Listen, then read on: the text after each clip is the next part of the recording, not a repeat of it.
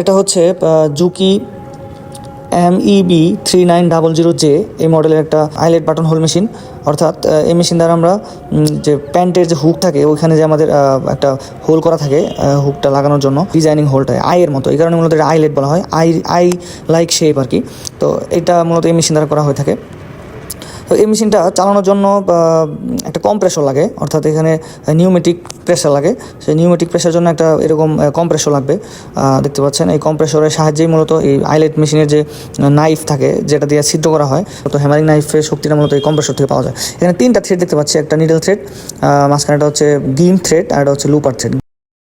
এটা হচ্ছে নিডেলের যেই বরাবর নিচে আছে হচ্ছে আমাদের লুপার যেটা যে কাভারটা খুলে দেখাচ্ছে, এটা হচ্ছে লুপার থ্রেড। আর ভিতর দিয়ে আসছে আরেকটা থ্রেড, সেটা হচ্ছে আমাদের গিম থ্রেড, ব্ল্যাক কালার একটা দেখতে পাচ্ছি, সেটা হলো গিম থ্রেড।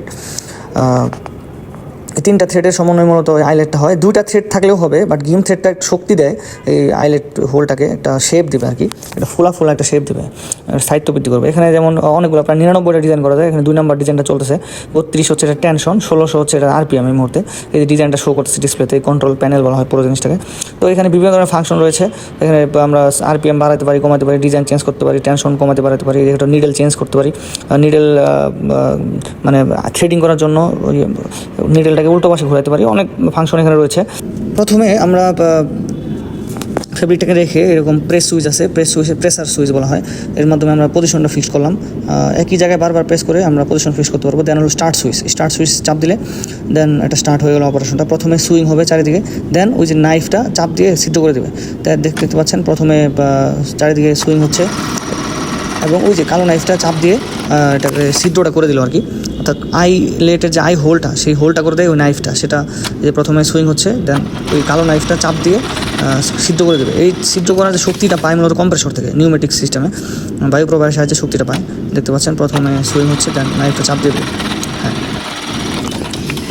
এখানে যে নিডেলটা ব্যবহার করা হয় সেটা হচ্ছে DO558, এই কমার্শিয়াল নামে কিনতে হবে, DO558 এই নিডেল নেম। আইলেটে 3টা থ্রেড ব্যবহার করা যায়, নিডেল থ্রেড, লুপার থ্রেড, গিম থ্রেড। আচ্ছা, নিডেল থ্রেডটা দেখতে পাচ্ছি এখন আমরা উপর থেকে এই কালারটা, আর ব্যাক সাইড থেকে আমরা দেখতে পাচ্ছি লুপার থ্রেড, যেটা হোয়াইট কালার ইফেক্ট, হোয়াইট যে থ্রেডটা এটা। আর আরেকটা থ্রেড দেখতে পাচ্ছি হোয়াইট, এবং হোয়াইটের মাঝখান দিয়ে একটা ব্ল্যাক কালার থ্রেড দেখতে পাচ্ছি, সেটা হচ্ছে গিম থ্রেড, GIMP। গিম থ্রেডের কাজ হলো এই টোটাল আইলেটের যে শেপটা, যে সুইং, এটার মাঝখান দিয়ে এটা একটা ফোলা ভাব দেবে, অর্থাৎ একটা শেপ দিবে, হ্যান্ড ফিলটা মানে একটু ফোলা হবে। এটা দ্বারা মূলত এটা স্থায়িত্ব এবং এর আকৃতিটাকে আর একটু স্থায়ী করা হয়।